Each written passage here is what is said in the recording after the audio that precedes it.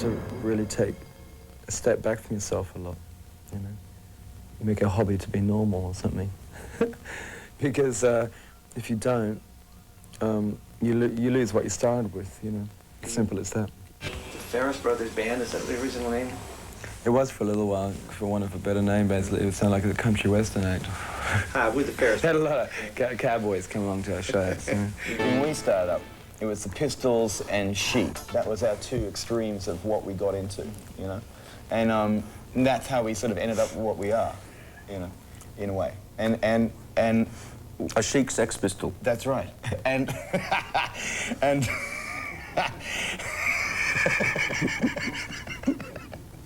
we signed to an independent record company because back in the early 80s, you know, you signed with an independent record company or label, so that gave you this sort of artistic freedom, you know. And that turned out to be the biggest bunch of bullshit I've ever heard in my life, because all that meant was that they didn't have the money to let you make anything, you know, let alone artistic freedom, you know. Artistic freedom from midnight to dawn, maybe.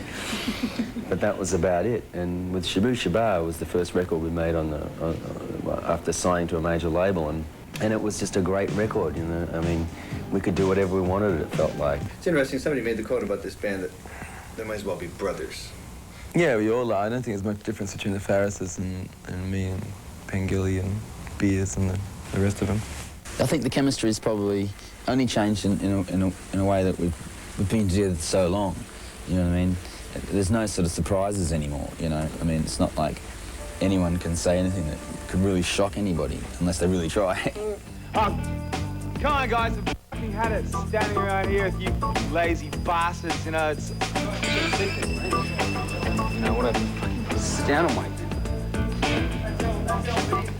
Makes it a really, really great pleasure to work with the guys too, because just everything, I don't know, it just seems to gel really quickly when we play stuff together, you know, and it's just a really nice feeling. And perhaps myself are more influenced by music that affects the feet, you know, and then Kirk's more the sort of heart or head type of guy, you know, and Michael's a bit more the sort of the body. Yeah, Michael's a bit sort of lower body. Eat all your vegetables now, mate. I'm eating my broccoli. Don't waste this either. Don't waste that. You like that? Oh, can I? Yeah, of course, anytime.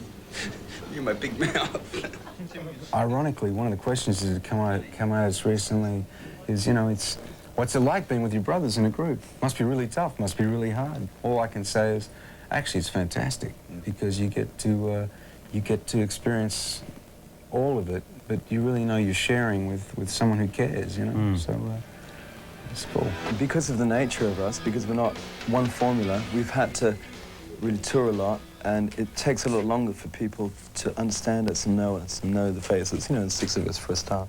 So I think that, you know, the time has been worth it, because people know we're real. We're not just here to make hit singles and go back to the beach in Sydney. No, we've just always been real rhythm boys, you know. We just love rhythm, soul, and R&B, and, you know. We've always sort of steered quite clear of trends, but we've always had a dance element, you know, and a funky thing. We've always used sort of loops and samples for about at least the last 12 years. So for us, it's like a lot of people are catching up to us. The electronic scene out of England, not so much the Britpop, I think is really interesting. That's why I went to London, actually, in some ways. Originally, apart from hooking up with Andrew again, I was trying to work with a few people for a solo project and track down, you know, Tricky and Goldie and Nelly Hooper and all the Massive Attack people, and you know, which I think is pretty exciting stuff. We started out as an old-fashioned band, in a sense. Yeah. We were actually a 70s band. When we in the formed 80s, in we tried to 77. ignore. I remember the whole of the 80s, we're like, we don't want anything to do with anyone. We want to be original. That's all we want to do. We like video. We deal with it, you know. We're not scared of it. We're not told what to do. Video, we have so many shows, and that you can just about, if the clip is good enough sort of quality to get on, you can get it on. Some people think that you might be just this band who's just constructed for video, you know? But we're not, you know. We've been making videos way before, you know, for more than, it must be 12, 13 years. But as a band, As a band, years, you know? But Australia's had video shows since the 60s. You know, it's the only way we could see acts from overseas, because no one ever came to Australia. So it's quite normal. you know. And, you know, yeah, we love it. I think it's a great medium. How do you feel when you look back at your old videos? Speaking of age. Very embarrassed sometimes. Is it? Yeah. What makes you cringe? What is it about them? I don't know, because you're still, it's weird to grow up in public and you know, you're still finding yourself. It's just like looking back at a yearbook or something from your school and going, what was I thinking, what was I doing? Old photos, you know. But it's magnified into a video. I think video is just part of music now, and that's that. I think it's great. I mean, if it wasn't for video, you wouldn't have, the edge of technology and experimentation wouldn't exist. It's a pretty simple song. It's about kids and conditioning, growing up, how you grow up if you grow up through other people's ideas or your own. They had the Civil War and everything, but really, when you look at it on the whole, they really haven't sorted that problem out at all, have they? You know, I mean, even when it comes down to music, you know, in America, you've got your heavy metal sort of music here, and then, you know, and everything has to be categorized and, like, you know, sort of segregated, you know? And that's a shame in a multicultural society, you know? I think radio in America should play everything. I think it should play black music. I think it should play, you know, it should play hip-hop, heavy metal, thrash music, you know, classical music, you know? Educate people, you know? I mean, that's the perfect world, though, I suppose, and it seems we're a long way from that. Did you guys talk amongst yourself going, radio programmers are going to steer clear of this one? Well, we did, but they didn't, you know. Yeah, I mean, it would obviously concern us, but then again, to us, it's fairly obvious that the song has nothing to do with suicide. It just, I mean, you know, in that form, it's about people colouring their hair and you know, dyeing their hair so they die with their own hands, you know. That's. So but I was surprised that nobody ever really came down on it. So, because, you know, all this thing about censorship and blah, blah, blah. I don't know. We're lucky, I guess. Did you expect that? No, I didn't want that, because it's a really good video. It's a brilliant I want people to see it, you know. So why don't you play it? The problem with it is I understand that possibly 12-year-olds don't want to see me tied up with some woman crawling all over me. And people sucking Gary's toes and da-da-da-da-da. You know, at 4 o'clock in the afternoon or something. I can sort of understand that, you know, but at the same time, video is now our tools. They're guitars and keyboards and drums to us. The camera has become that for most bands. If we're stifled in that, we might have to invent a new medium to show this art in. Yeah. You know, almost. There might have to be a station that's general viewing, and then a station for as far as you can take this stuff, because it hasn't even got as far as it can go. We got a good reaction to that overall. We're talking about how much pressure women get from magazines to do this and be this and do that, when they should just be themselves and stop listening to people telling them what to be, you know, and driving themselves insane or killing themselves in the process, and kind of out of that conversation, we said, well, maybe we can say something about that, you know. And Inxs isn't really known for that kind of thing, and I thought that it was timely to do that. You know? Which do you think is your best video? The one that actually... I think What You Need is excellent. I think that was a really good one. It's the first album we've done that I can listen to myself and not go, or I wish we had done that, or we could have done this, or I wish we had more time or money or whatever. This one, we really took our time, and we were all happy with every song on it. It was great that the world turned around and liked it all at once, you know. It wasn't really a shock. To be honest, it was like, yeah, okay, you know, seems right. I mean, you know, when you're out there touring for 13 years, it's not too much of a surprise or something that you'd be too shocked about. It was great. It was fantastic. It's the most highly critically acclaimed album we've ever done. It must have been one of the best reviews of any album all year, which seemed to be the kiss of death. You know, so don't ask me. I think in some ways it's because there's a lot of other music out there that people are exploring, and you tend to be, you know, sort of just excuse me for a moment, and then you come back again, and that happens. And also, we didn't tour straight away, you know, and people are just used to us being here and going bang, bang, bang, as soon as we put out a record, and we knew that was going to sort of happen. So, you know, that's the price you pay if you want to make more music and go in the studio. Yeah. Which is a pity, but we're happy with the album. We're really happy about the reviews, so that's all that matters, really. As soon as you feel that you're a failure because your albums aren't selling millions of records, and as soon as you feel like that, to me, you're not really doing it anymore, because that's not really what it's all about. You should enjoy what you're doing. Well, the thing I find is that there's an incredible gap between what is purported to be the hard facts, you know, given to us. Even when we're being conned constantly. There's a big sham going on. You are being ripped off. The public is ripped off. You are paying money for fat cats to get fatter on our images, which I should get 10% for every time someone takes a bloody photograph, and every time somebody writes a lie. I think you killed her. When I go shopping for groceries, you know, I put on a baseball cap and my sunglasses and a t-shirt and jeans, you know. When Michael goes shopping for groceries, he's wearing full leathers, you know, maybe on a Harley Davidson without a helmet, you know. I mean, like, you know, I mean, what do you expect, you know? But that's the way he lives. He doesn't want to compromise, you know. Everywhere else, it's not too bad, but London, you just get shanghaied by these guys and exploited, and they make it up as they go along. If they can't find it, and it's just terrible. Do you ever think about leaving and going back to Australia? Yeah, yeah, I'd love to. Eventually, but you know, I don't think you should live your life being pushed around by people either, you know, so we'll see. How would you describe him? I describe him as Michael Hutchins.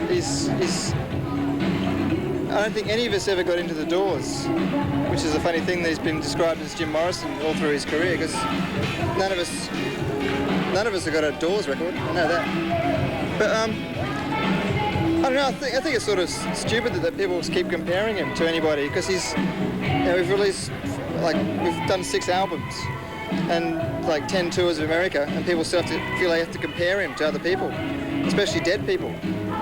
Why compare people? You know, Jim Morrison's dead, Michael Hutchins is happening. You know, like, why compare him to someone dead? And we want people to really, you know, understand that we are a band. You know, we're not a supporting band behind Michael Hutchins. That's just the way it is. So we're keen to press that home. But I think now, you know, the sort of, you know, I think that mission is fairly well accomplished, and I don't think we have to worry about it anymore. And if people want to focus on Michael, no one really gives a hoo-ha anymore. What a horrible job it'd be to be a front man of any band. You know, if you were looking in the want ads and you're trying to find a front man, okay, first of all, you got a guy who can write and can sing well, but then you have to have a guy who has an attitude, who's prepared to be out there all the time, Being able to take the stage with so much confidence, with so many people looking, and to be unself-conscious about it. Yeah, I don't know, honestly, one of my secrets is I'm blind as a bat, and I cannot see them. And I've got contact lenses once. This is, a lot of lead singers have this, I've asked around.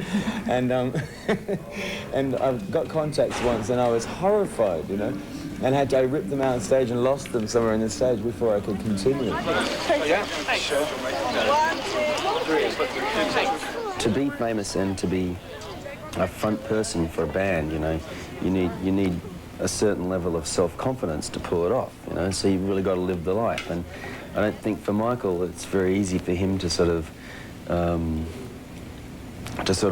you know, put on his rock star outfit or whatever and suddenly become Michael Hutchins. You know, he just is Michael Hutchins, and that's just the way he lives his life. So what you see is really the real picture, you know, that is him, that's the way he lives. I know what it's like, in some ways, what it's like to be hit on as a woman would, you know? In some ways, I have an empathy with it. And the pressure's put on you to be a certain way, this role, this cartoon. A lot of musicians who come out of England these days are still very sort of bisexual or ambisexual in a sense. Yeah. And your band is absolutely, undeniably, unambivalently male. Is that an Australian thing? Jesus Christ. It is a fairly macho place, I suppose, but it's changed a lot. I mean, God, 10 years ago it was a totally different place than it is now. And the whole society has changed, especially young people have really changed. Yep, that's true. Sorry, this is it, look. Sorry, okay, sorry, we have to go on stage now, that's it. Now. Really sorry about this. Goodbye. It's one of the few shows where anybody can get up, the non-pros can get up and have a bit of fun, you know. I just felt like doing it, you know, try it out, see what Elena goes through, you know. I want to ask what the fascination is with rock stars and models. I don't know. I mean, you know, we're just two people. We just happen to meet each other. But, I mean, apart from that, you know, we don't sort of look at each other with headlines above each, you know, like, you're that and I'm this. But we met on the telephone. I mean, we talked for, we were on tour, remember? I was talking to Elena for like 2 months on the telephone. I didn't even really know who she was when I first talked to her. Someone set us up. So I'm really happy for the both of them. I mean, I'm a bit jealous, but, you know.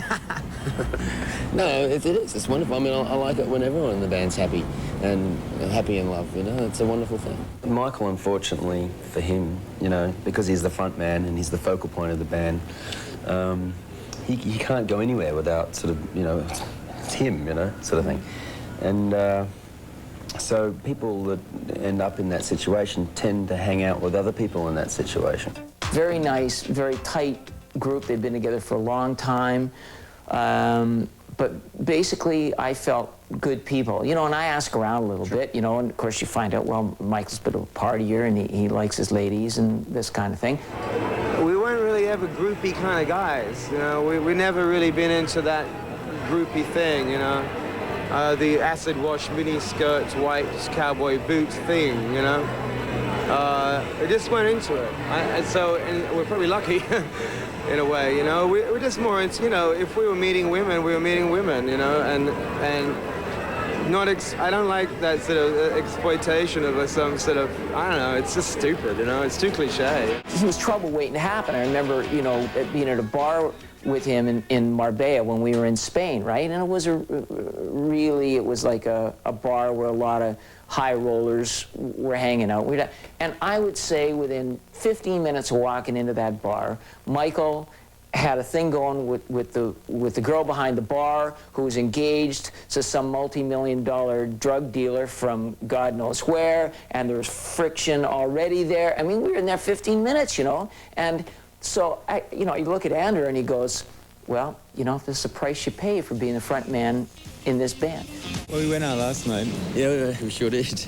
And we went right out. And it's a good place for a party. It's, Brazilians, they're worse than us, you know. And we're trying to keep up with them.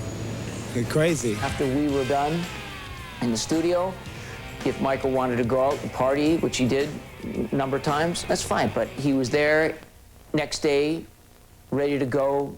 Lyrics were done. He was a great singer. When he was singing, he was right on. And just a perfect guy to work with. And, you know, he was never afraid to take chances when he was singing. He was one of those kind of singers that doesn't come in and kind of do what he's done on a song at rehearsals. Every time he sang a song, it was always a little different, you know, in his delivery. And some of them went way south and didn't work. Others were fabulous, you know, like one-of-a-time, you know, kind of performances. The one thing about Inxs that's kept us together is we've all been capable of controlling each other's egos, or, you know, or most of them anyway, and that kind of thing. And I think that's really helped, because I think most of the problems people have with fame is simply an inbuilt one. Baby, you can drive my car.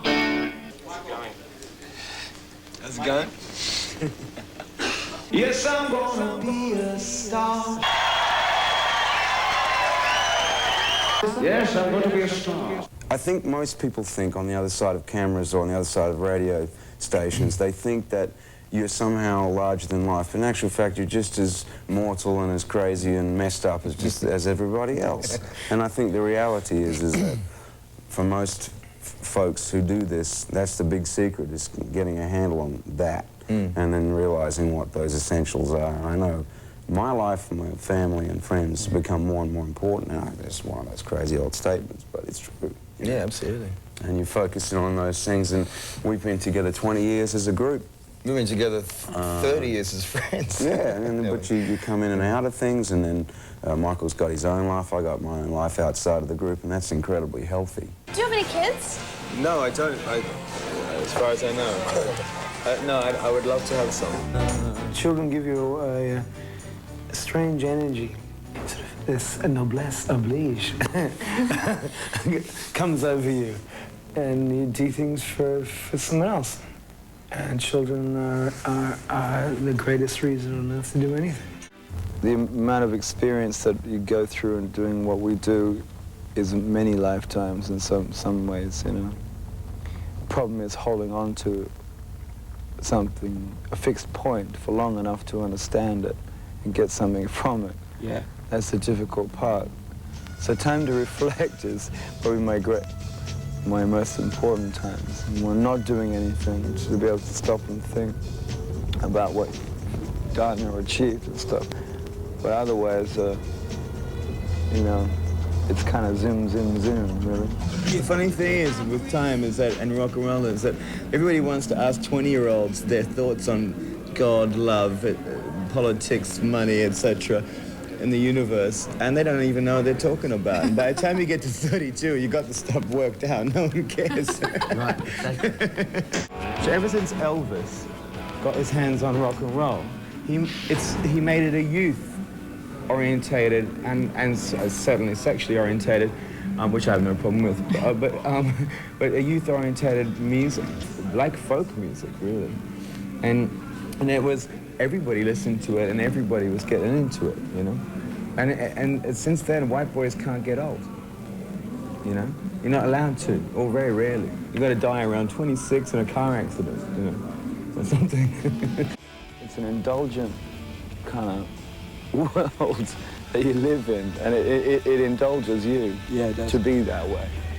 Well, they expect you to be that way, don't they? People don't mind if you kill yourself. They're quite happy about that. It's bizarre. There's not many other things like that. So, yeah. It's like when you work in the newsroom and someone dies, you know, there's almost like, someone died today, we got a lead story. Great, lead story, yeah. Yeah, well, I hope I don't become a lead story. I hope you don't do it. Music is not a means to an end. It's what we do, you know? This is what we do, regardless. It's not just how you get to be famous or how you get to make money. That really is an end product of, if it so happens that it goes that way, of it as well. You have to really take a step back from yourself a lot, you know? Make a hobby to be normal or something.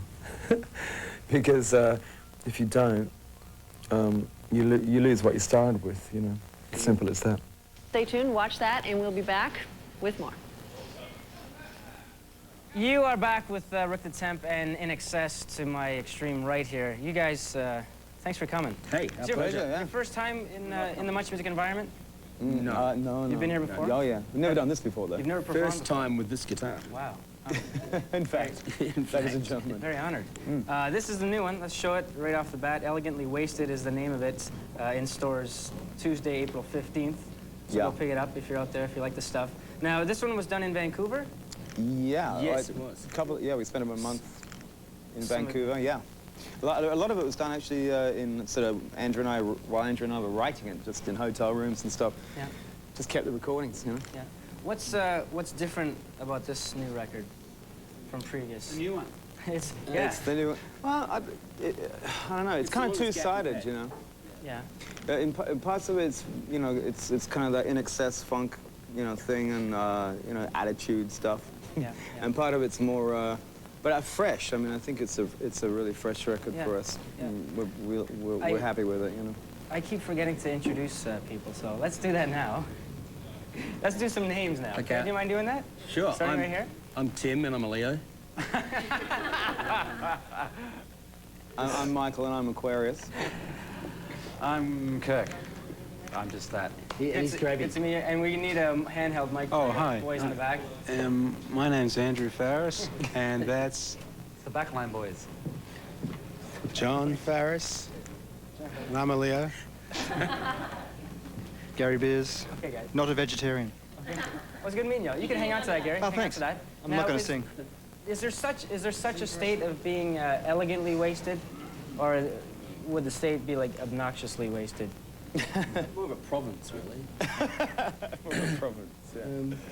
Where Sure, you know, we all try. We're professionals. Yeah. Yeah. Just do everything elegantly. And you've been there before, or? Mm-hmm. Yeah. We've had our moments. We've had moments. Yeah. In the liner notes, this is really cool. I don't. The people will get to see this coming Tuesday. But some nice Firebirds. Yeah. Yeah. Well, they were good anyway before we got hold of them. Yeah, they used to be. Do they belong to one of you guys? All of us. Yeah. These belong to? Yeah. I got a door at home. Kirk's got the trunk. No, we got a bunch of them to make up this album. We had a good time making the cover up. Sort of made this world, you know. And it's a trip. It was the most fun we ever had making an album cover. It really was. Yeah. This was done in LA. Yeah. Yeah, LA, in the desert, out in and the in desert. LA, and Being around for like so many years, I think it'll be 20 years this coming August 17th. Yep. 1977. Do you ever have troubles coming up with new material or new stuff? Do you ever sit there like just thinking? I mean, there's a lot. We all have really different tastes and opinions about certain things. So you know, sometimes it's just a big argument to see which direction we really want to go in. You know, that's all. Yeah. And then we go there. You know, and on this one, this album just went click. That's all right. Yeah, it's great. We actually spent the most time ever writing this record. Yeah. That's one of the differences with the others. How long? Well, basically 9 months. 9 months for Andrew and Michael to write it. But they 2 did weeks. it casually 2 weeks to too, record it. Is that right? Yeah, just about. It wasn't like 9 months of hard writing, was it, Chance? It was more like Well, weekends here. And not for you. No, definitely not for me. You guys have been together. Like, there's no new members. The original 6 are here in front of us. Yeah. How do you like, do you get on each other's backs once in a while, or can you put up with each other? No, mate, not in Australia. Please. Has it been? Depends what you mean. Yeah. You mean the beast with 6 packs? Like, you've made it this far, so I'm sure, Yeah. like... Yeah, no, I mean, you know, we all get on each other's backs now and then, you know. It's a real bummer being the bottom guy. Is that right? Yeah. Completely flattened out. Yeah, exactly. I've always been dying to ask this question to an Australian. Uh-oh. Don't ask it. You're coming from Sydney. Yeah. You're familiar with Australian rules football? Oh, yeah. What's with the tight shorts on the guys? So they look sexy. Is that right? Because It's not they're He-Men. I don't know. Real We men. believe in showing what we're made of. Yeah, you know, there's less protection, the better, you know. But how do they It's a move? man sport. You know? But it looks like they're running fast. Yeah. They are. They can't bend over in them. They can't bend over on these things. Yeah, I don't know. Don't To be worry. honest, most Australians wonder the same thing. Yeah. Is that right? It's a Melbourne thing. It's a Australian Melbourne- rules. We're from Sydney. We're from Sydney. Oh, I see. We But play- Sydney has a team, right? Yeah, we Yeah, do. yeah, we And do they, now, they yeah. came second this year. Which is, That's right. But they have slightly bigger shorts. So I guess it helps. There's an advantage. Have you guys ever played? Yeah, I grew Yeah, up I playing. actually love played it. before one of the major games. Is that right? At the Sydney Cricket Ground just recently for a charity thing. And, Did you? And Kurt kicked a goal. And I kicked a goal, but mind you, when I kicked this goal, I'd just been like rumbled on and my glasses got broken, right? So I had no glasses and I kicked a goal. It was great. I'm blind as a bat. just shows how I don't know how- difficult I think I must have thought I was kicking it to a guy, but it was actually the posts, you know. Tall, skinny guy. Yeah. Well It's done. the wrong end of the field, though. Good one, Kurt. And then one of the funniest things about that sport, aside from the shorts, those refs at the end, they go like this. They go Yeah, fast. isn't that funny? I The know. thumbs. Oh, the thumbs. Yeah, it's like, That that's a goal. means good kick. Yeah, goal. That means go. Goal! Goal! Is that what's that? We need to lose some weight because these guys. How big? We're gonna do back with Inxs, and over the years, there's been a lot of exposure on your private lives. Hold on. Hey, what's going on there? Sorry about that. Kirk's doing up the fly, being analyzed, being criticized. Is there ever a time when you guys just want to walk away from it all and forget about it, or In fact, that's it. We're leaving. you leave it now? That's it, yeah. Nah, you know, you don't get into it. It's like if if you give up because you're selling a few less million records, or Right. we do it because we kind of we do what we believe in. you know. Yeah, exactly. And we'll be down. Roll with the punches, you know. We'll be down for let somebody outside of Anyway, us split us up. Yeah, and you know, and critics have a job to do, and we're keeping them in work. You know, everyone needs a job. That's true. We all need one. We need one. They need one. So it's, you know, it's like, you know, we're all working in this together. Half you of the know. course. Did, Michael, this is going to be directed right at you. Okay. A few years back, did you invest some money into a movie for reasons of a tax break? We all did. No, we all did. Yeah. Okay. If my information is correct, is that Crocodile Dundee? Yeah. Is that the movie? Yeah. We didn't think it was gonna. You do didn't. that Big great. mistake. I mean, you know. It was our first royalty check. It's a stupid story. It's, I mean, I don't know how to get around, but anyway, it was funny. It was our first royalty check, and we had to get rid of it. You know what I mean? Yeah. And so Paul and his manager tried to. You know, give us a script, and we thought it was a pretty, you know, funny film and everything. But you got a tax break, you know, from the government, in the, you know, especially those days. That's why we have a lot of Australian film. So we were trying to invest in Australian film, but we ended up with a much bigger problem in the end than we envisaged. Millions and millions of dollars. That It did well, yeah. Now, do you feel partially responsible for the Australian stereotype, like the shrimp on the Barbie and all that? I think it was all Paul, really. Paul Hogan. It was all Paul, yeah. I don't know, you know. Besides, they're called prawns anyway. Yeah. Yeah, and Yeah. not only that, they are really good on the Barbie. They are. No, there's you know, there's a lot of our Australian life that is you know, sunshine and barbecues and people going around. It's very spontaneous and very casual, and that's a great thing about it, you know. Much like Canadian. Unlike here, it's very outdoors. Oh, yeah, is that right? Yeah. I think so. But at the same time, it's become a very sophisticated and cosmopolitan place as well. You know, incredible actually. In a couple of years, what's happened? Yeah. Very nice place. Very nice place. Yeah, Huge beautiful. coastline. Yes. If you want a beach, it's a good place to be. Yeah. Are you surfers? I am. On the I still internet? surf. Yeah. On the internet, yeah? Yeah. What do you think of that whole internet, World Wide Web? Oh, it's great. Stuff? I mean, we're going through the communication revolution in a sense. You know? You're kidding. I mean, you know, from mobile phones to the internet, it's, you know, I mean, in a way, I think it's a really good thing because I think communication solves a lot of the world's problems. You know. Yeah. Oh, you know? of course. I mean, on the other side of the everyone coin, can find out your credit card number now. Yeah. On the other side of the coin, it was invented by the US military, so. Is that right? So it's easier to hack So into. I don't know. Exactly. Do you guys have a website for Inxs? Yeah, we do. Someone out there? Yeah, It's we just started- actually being put together now. Is I it? don't know Yeah. if it's up and running This yet, week? but- There's a few unofficial week. ones as well. They're all worth checking out. Yeah, I think someone behind me here has one on the internet. Do we have? Really? Yeah. Cool. Hi. Hi, Web. Now, Dot. you guys come from a generation which there aren't many survivors left. I'm talking big bands like U2, R.E.M., Depeche Mode, Cure. The Cure. Yeah, they're still around. What do you make of all this? Well, it's good. There isn't that many left, I guess. I mean, we're 70s bands, really. We keep on getting labeled this 80s thing, but really we're from, you know, 77 when, you know, stuck between punk and disco we were born, and that makes for unusual bands, you know. You know, and Also, one of our biggest albums was in the 90s, which was X. So yeah. I guess we could be here. I think we're like 70s, 80s, 90s band. You know, I think we're all bands that are kind of interested in the possibilities, you know. Well, you know what? Don't stop. Keep giving it your all. We Sounds shall. great. I think you should change the name of the station to Change the name. Hutch Music. Good idea, Clint. Hutch Music. We're gonna